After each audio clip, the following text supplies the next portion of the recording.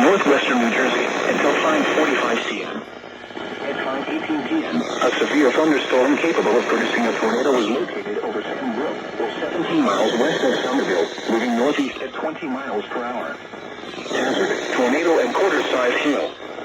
Source, radar indicated rotation. Impact, flying debris will be dangerous to those caught without shelter. Mobile homes will be damaged or destroyed.